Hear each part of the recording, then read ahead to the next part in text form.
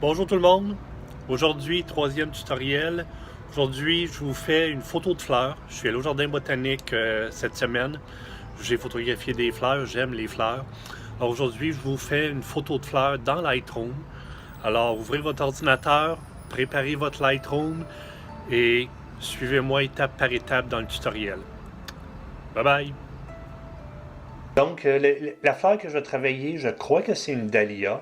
S'il y en a qui connaissent les fleurs parmi vous, si vous pouvez me dire quelle sorte de fleur que c'est, écrivez-le dans les commentaires, ça serait gentil.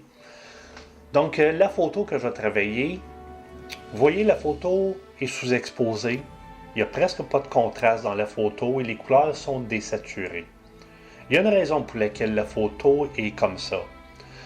J'ai sous-exposé pour être certain qu'il n'y ait aucune région dans les hautes lumières, pour être certain qu'il n'y a aucune région dans les pétales blancs qui va être surexposée au point où je vais perdre des détails. Étant donné que les détails des pétales ici sont importants, il fallait que je m'assure qu'à la prise de vue, que mon image soit légèrement sous-exposée pour ne pas perdre de détails dans les hautes lumières. Ensuite, la photo a très peu de contraste. Pour avoir une image avec très peu de contraste, on va dans les Picture Control de sa caméra et on utilise le Picture Control où la caméra va faire le moins de contraste et va le moins saturer les couleurs. Les Picture Control, c'est les paramètres de traitement d'image de la caméra. Généralement, vous avez des Picture Control, portrait, paysage, monochrome, saturé, standard. OK, c'est les paramètres de traitement que vous pouvez donner à la caméra pour la façon dont elle va traiter les images. Donc, choisissez le Picture Control où la caméra fait le moins de contraste et le moins de saturation dans les couleurs, pour éviter de perdre des détails dans l'image. Quand on photographie des fleurs, on a souvent affaire à des couleurs primaires et des couleurs secondaires très saturées. Donc si la caméra augmente la saturation dans la photo, on risque d'avoir une perte de détails dans les couleurs.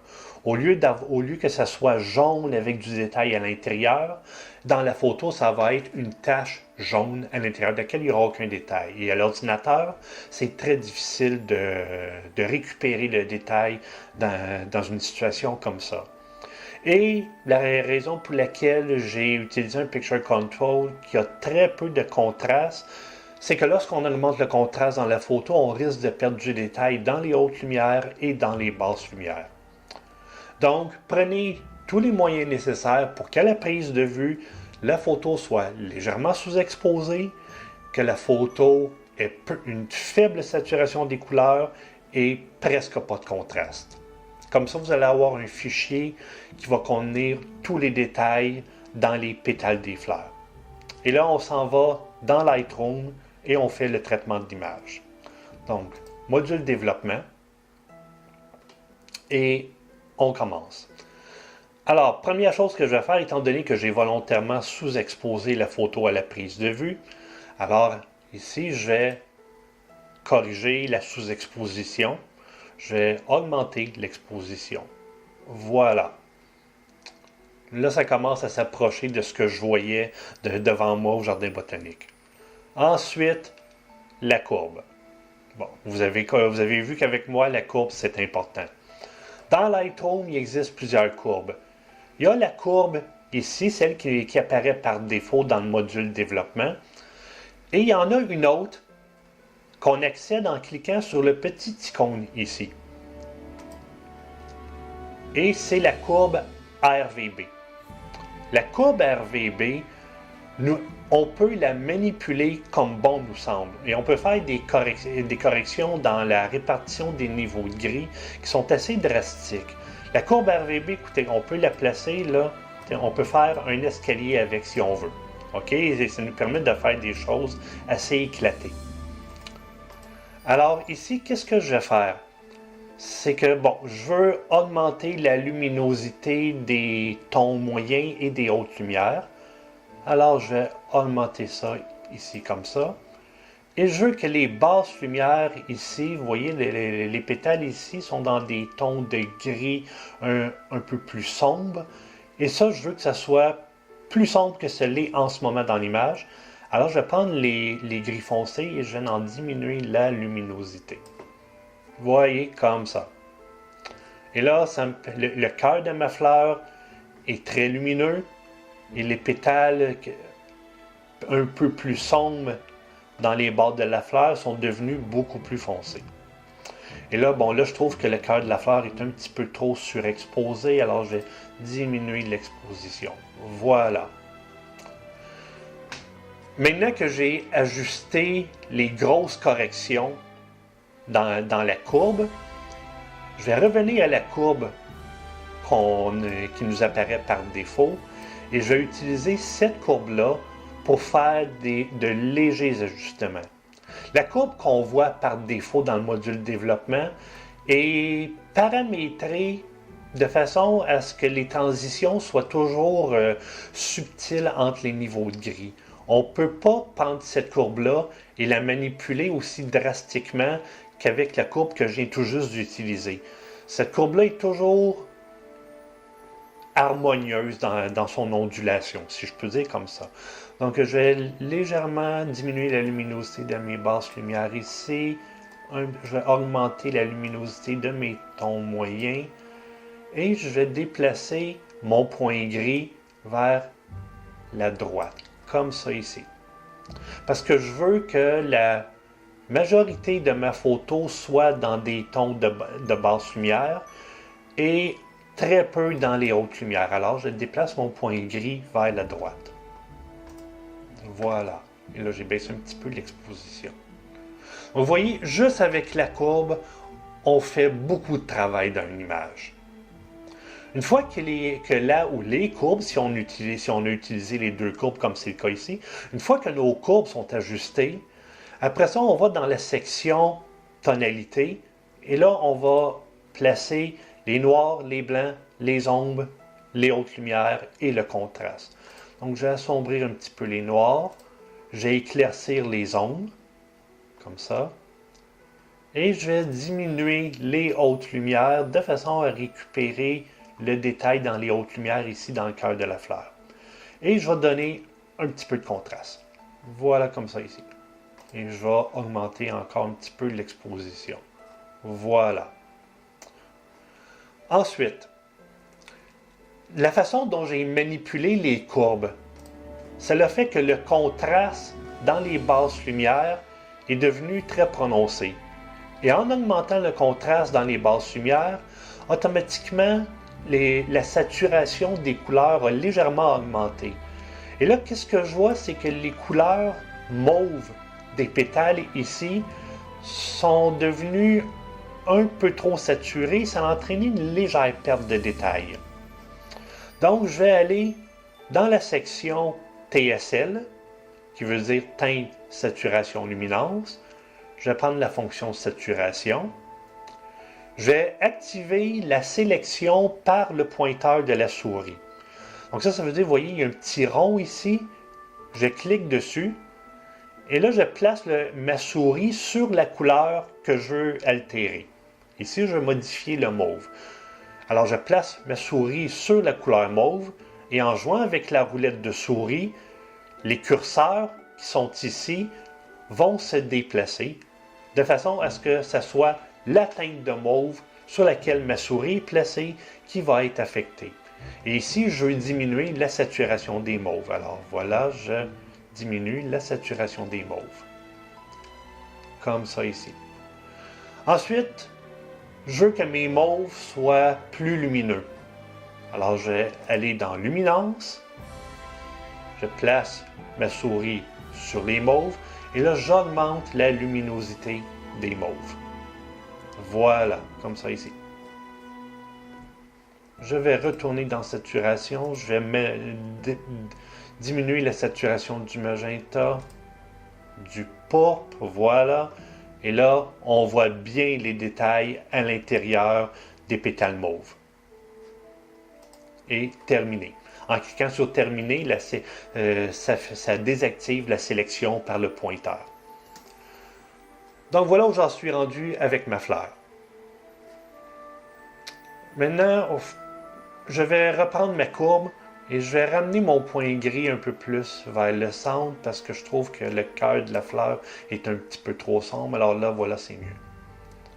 Ensuite, là, on s'en va dans la retouche locale. Alors, je vais augmenter la vibrance. Avant d'aller dans la retouche locale, je vais faire quelques petits ajustements dans la couleur. Je vais augmenter la vibrance des couleurs. Voilà, comme ça ici. Et je vais diminuer un petit peu la saturation, comme ça. Et je vais augmenter la clarté de l'image. OK. Là, la fleur commence à être intéressante. Et là c'est de la retouche locale. Alors, le centre de la fleur est très lumineux. C'est parfait, je le veux comme ça. Seulement, je trouve que les détails sont un peu difficiles à voir parce que c'est justement légèrement trop surexposé. Alors, je vais prendre le pinceau et je vais diminuer la luminosité des hautes lumières. Comme ça ici. Alors, je tasse le curseur haute lumière vers la gauche. Et étant donné que c'est une retouche que je veux qu'il soit subtile, je vais mettre la densité du pinceau à 76. Je vais augmenter le débit, comme ça ici. Je vais m'assurer qu'il y a une zone de dégradé autour de mon pinceau assez large pour pas qu'on puisse voir là où j'ai les contours de la zone que j'ai retouchée. Et là, je vais passer sur le cœur de la fleur, comme ça, juste pour diminuer la luminosité des hautes lumières. Je vais diminuer encore la luminosité des hautes lumières, un petit peu l'exposition. Juste pour dire que les hautes lumières sont devenues un petit peu plus sombres pour que je sois capable de voir les détails à l'intérieur. Voilà. Ensuite, je prends un autre pinceau. J'utilise le paramètre clarté et netteté. J'augmente les deux et je passe sur le cœur de la fleur. Dans cette photo-là, le point d'intérêt, c'est le cœur de la fleur. Alors, pour aider les yeux des gens qui vont regarder la photo à se diriger sur le cœur de la fleur, je vais en augmenter la netteté, comme ça ici. Vous voyez, lorsqu'on regarde une photo, les yeux vont toujours se diriger sur l'endroit de la photo qui est le plus net. Donc, si je veux attirer le regard des gens vers un point, je vais mettre ce point-là légèrement plus net. Et c'est ce que je viens de faire ici. Voilà. Je zoome un petit peu sur la carte de fleurs, comme ça ici. Les jaunes, dans la photo en ce moment, ont une légère dominante verdâtre. Et ça m'agace parce que je veux que mes jaunes soient jaunes. Alors, qu'est-ce que je vais faire? Je vais aller dans la section TSL, teinte. Je vais prendre la fonction teinte. Et ici, ça permet de corriger la teinte des couleurs. Alors, je vais prendre la teinte jaune et je vais la tasser vers la gauche. Et là, en faisant ça, qu'est-ce qui se passe? C'est que Lightroom ajoute du magenta dans la couleur. Alors, et là, ici, il faut connaître la roue des couleurs. Quand on a une dominante verte dans une couleur, pour la neutraliser, on ajoute la couleur complémentaire, c'est-à-dire qu'on ajoute du magenta. Donc ici, je suis allé dans la section teinte, j'ai pris le curseur jaune, je l'ai tassé vers la gauche. Lightroom a ajouté du magenta dans le jaune, et ça fait que le jaune maintenant est jaune et non pas jaune verdâtre. Voilà. Je vais légèrement augmenter l'exposition de la fleur, comme ça, parce que je le trouve un petit peu trop sombre. Ensuite, et là, on s'en va dans le filtre radial, ici. Alors, quand j'utilise le filtre radial, pour pouvoir le placer dans la photo, je vais toujours mettre l'exposition très très sombre. Okay? C'est juste pour me permettre de bien voir où j'applique le filtre radial. Okay? Et là, je place le filtre radial autour du cœur de la fleur. Je vais le resserrer autour du cœur, voilà. je vais ajuster le contour progressif comme ça ici. Voilà. Et là, je ramène ça comme c'était. Et qu'est-ce que je veux faire ici? C'est que je vais légèrement... Vous voyez, l'extérieur de la fleur est un petit peu sombre. Alors, je vais augmenter légèrement l'exposition, comme ça ici. Je vais augmenter la luminosité des ombres, comme ça ici. Voilà. Et là, je vais créer un contraste de couleurs. Je vais prendre la température des couleurs et je vais la tasser vers la gauche pour que l'extérieur de la fleur soit dans un ton de bleu. Voilà, comme ça ici. Et là, je désactive la fonction du filtre radial. Donc, j'ai utilisé le filtre radial pour donner du bleu dans le contour de ma fleur. Et avec le pinceau, je vais prendre le paramètre température et là, je vais ajouter du jaune. Je vais diminuer la densité. Et là, je vais ajouter du jaune dans le cœur de la fleur. Voilà, je vais réchauffer la couleur du cœur de la fleur. Et là, qu'est-ce qui se passe? C'est qu'en faisant ça, OK, les ajustements de température que j'ai faits sont subtils, OK? On ne voit pas de façon évidente que le contour de la fleur est bleu, que le centre est jaune. Mais la nuance de couleur est là. Et là, qu'est-ce qui se passe? C'est que ça vient créer un contraste chromatique. Le cœur de la fleur est dans des tons de couleur chaude et le contour de la fleur, l'extérieur de la fleur, est dans des tons de couleur froide. Et cette différence dans la température des couleurs vient rendre le cœur de la fleur beaucoup plus intéressant. C'est juste une question de séparer le cœur de la fleur de l'extérieur. Je vais faire un autre artifice pour accentuer la présence du cœur de la fleur. Je vais reprendre mon filtre radial. Vous voyez, alors je reclique sur le filtre radial.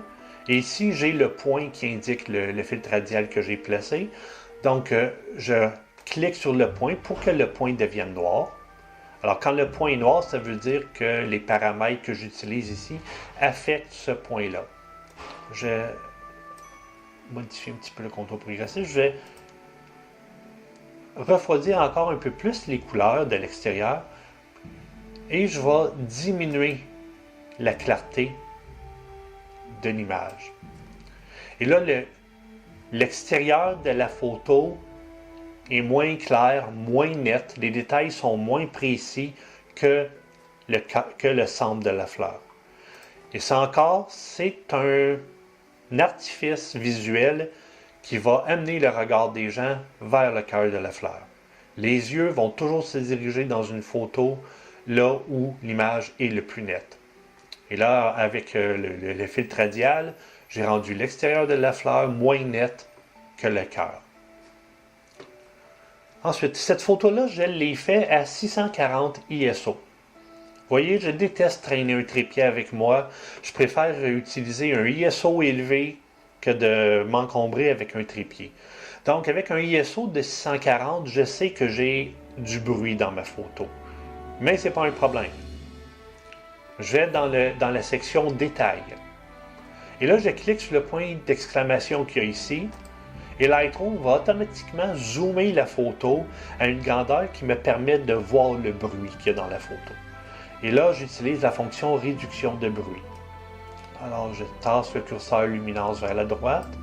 Et en faisant ça, le bruit dans la photo s'estompe. Encore un petit peu. J'augmente le contraste. J'augmente la précision des détails. Là, j'ai peut-être là, je vais diminuer la réduction du bruit parce que je trouve que je l'ai trop forcé. Et qu'est-ce qui se passe? C'est que lorsqu'on diminue le bruit dans une photo, Lightroom, qu'est-ce qu'il fait? C'est qu'il se trouve à aplatir les pixels. Comme ça, l'effet de granulosité disparaît. Seulement, lorsque Lightroom diminue le bruit, ça entraîne une diminution de la netteté de l'image. Donc, après avoir diminué le bruit, il faut aller dans la section netteté et augmenter un peu la netteté de l'image pour compenser la perte de détails qui a été causée par la réduction du bruit. Alors ici, j'augmente la netteté de l'image légèrement, comme ça ici. Voilà. Et pour ajuster le curseur masquage, on peut maintenir la touche Alt enfoncée tout en glissant le curseur. Et là, l'image devient en noir et blanc très prononcé. Ça nous permet de voir le niveau de détail qu'on récupère dans l'image. Et ici, l'idée, c'est d'amener le curseur masquage jusqu'à temps que les zones blanches deviennent complètement noires. Et ça va nous indiquer que les pixels dans les hautes lumières ne sont pas visibles. Et c'est ce qu'on veut avoir. Quand on corrige le bruit et la netteté d'une photo, on veut obtenir le meilleur résultat possible en utilisant le moins de réduction de bruit et le moins d'augmentation de netteté. C'est le secret pour bien gérer les différents paramètres de la section détail. Donc là, ma photo est pas mal rendue à son état final. Alors, je vais faire encore quelques petits ajustements. Je vais je vais diminuer la luminosité de mes basses lumières et de mes gris foncés, juste pour accentuer un petit peu le contraste. Voilà, comme ça ici. Bon, là c'est intéressant. Ensuite, virage partiel. Je vais ajouter dans les hautes lumières une légère teinte de jaune, comme ça ici. Juste une petite teinte de jaune. Et dans mes basses lumières, dans les ombres, je vais ajouter un peu de bleu, comme ça ici. Et j'ajuste le curseur de balance vers la droite parce que je veux que ce soit les hautes lumières qui soient dominantes dans la photo. Voilà. Ensuite, si je zoome ma photo, je vois que j'ai des petites plaques mauves ici qui se sont formées. Alors, je prends le pinceau, j'utilise le paramètre saturation, et là, je le tasse vers la gauche parce que je veux diminuer la saturation des couleurs. Et ici, c'est une retouche très délicate. Alors, la densité du pinceau, je vais la mettre à 56 et je vais descendre le débit à 72. Okay? Quand on veut faire une retouche qui est très délicate, il faut diminuer la densité.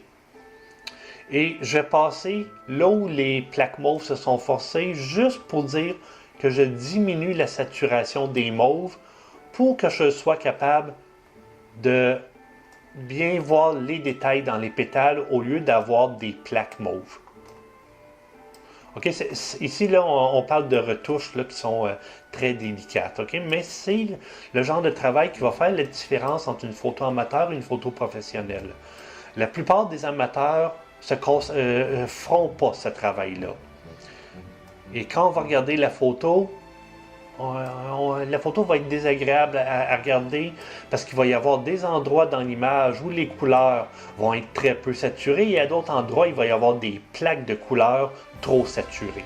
Et ça, c'est vraiment agaçant à regarder. Ça, c'est le signe que la personne a mal géré les couleurs dans la photo.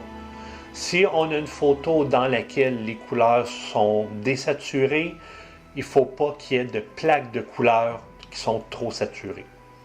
Okay? Il faut que la gestion des couleurs soit uniforme dans toute la photo. Et là, je repasse là où il y a des plaques mauves qui se sont formées dans l'image, juste pour dire que je diminue la saturation de ces plaques mauves-là. Voilà, comme ça ici. Et voilà. Et la touche finale, recadrer l'image. Je vais augmenter un petit peu le contraste. Comme ça ici. Je vais augmenter la luminosité des blancs. Voilà ici. Et diminuer un petit peu les hautes lumières, comme ça. Ensuite, bon, le recadrage de l'image. Je diffuse beaucoup mes images sur Instagram, donc j'ai utilisé le ratio d'images portrait utilisé par Instagram, c'est-à-dire 4:5. Et là, étant donné que le point d'intérêt de la photo, c'est le cœur de la fleur, je vais cadrer de façon à ce que le cœur de la fleur soit en plein centre de la photo, comme ça ici. Et voilà. Maintenant, quand on photographie dans un jardin, c'est certain qu'il y a de la poussière et des grains de terre sur les fleurs. Donc, là, on a tout un travail de nettoyage d'image avec l'outil suppression des défauts. Alors, je vais donc zoomer ma photo, comme ça ici.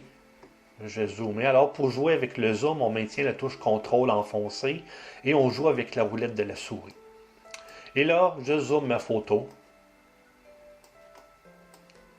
J'active l'outil suppression des défauts.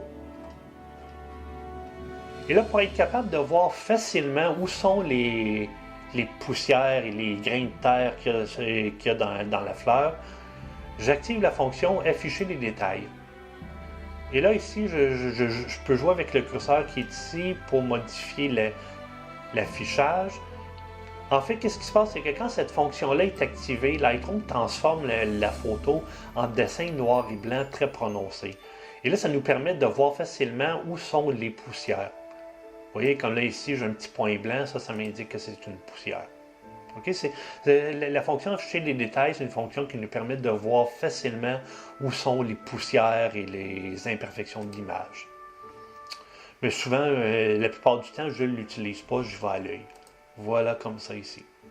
Et là, j'élimine les poussières qu'il y a dans la photo.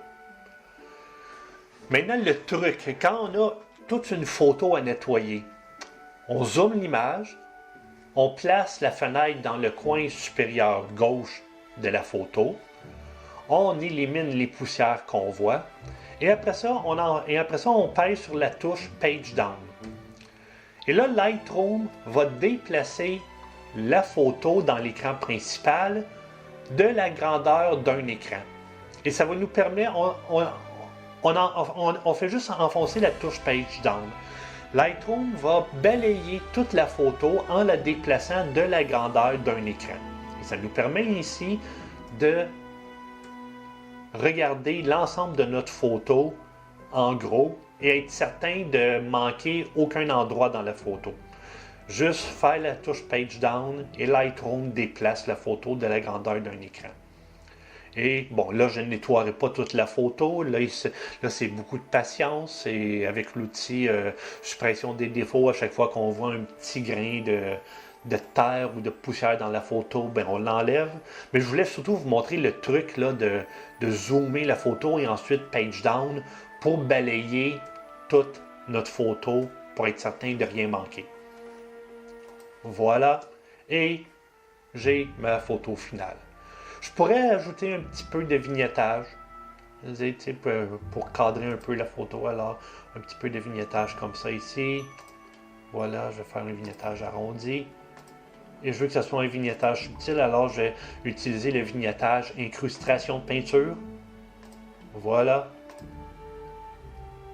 Comme ça ici. Et voici ma photo finale. Vous voyez, c'est pas tellement compliqué, ok? Ben, évidemment que quand on n'est pas tellement habitué dans Lightroom, c'est pas simple, mais vous voyez, c'est pas un travail à tout casser. Et le secret du traitement d'une image, c'est la courbe. Ok? Une fois que notre courbe est placée, après ça, le reste devient très simple. À la prise de vue, j'ai oublié de le mentionner au début, à la prise de vue, je me suis assuré d'avoir une lumière très diffuse. Alors, quand je vais au jardin botanique pour photographier les fleurs, soit je vais y aller une journée où le ciel est complètement couvert, et là j'ai une lumière diffuse, ou si c'est une journée ensoleillée, je vais photographier les fleurs qui sont dans l'ombre, ou je vais me placer pour que lorsque je vais photographier la fleur, je vais me pencher au-dessus de la fleur pour faire la photo de façon à ce que mon corps fasse de l'ombre sur la fleur. La raison de ça, c'est pour éviter d'avoir des ombres prononcées dans la fleur. Très souvent, je vois des gens au jardin botanique qui photographient les fleurs en plein soleil.